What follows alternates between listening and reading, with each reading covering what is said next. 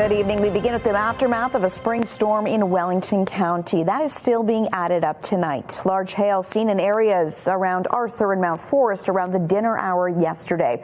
And one farmer nearby had a roof of a barn blown off.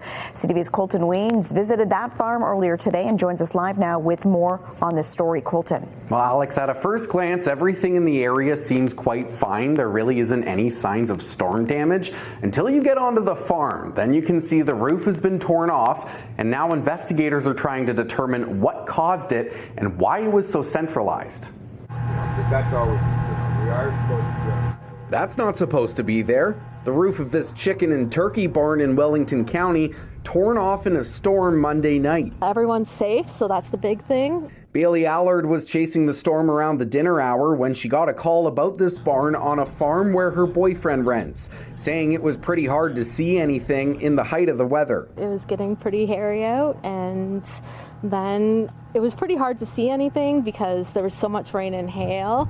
The farmer did not want to go on camera, but says no animals or people were hurt. Insurance should be able to cover it, and the operation can continue running as normal. It was a little close to home this time, for sure. Environment Canada issued a warning for Wellington County, North Arthur and Mount Forest residents to take cover on Monday. Warning of strong winds, a chance for flash floods and large hail.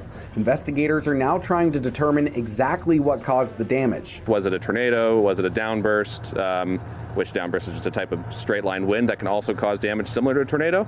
We'll also determine, what the estimated wind speeds were. The Northern Tornadoes Project tries to document data for all tornadoes and downbursts in Canada to try and help predict future events, observe trends from climate change, and improve designs to prevent damage from events like this. This barn happened to have a large opening to the west, whereas the other structures in the area don't.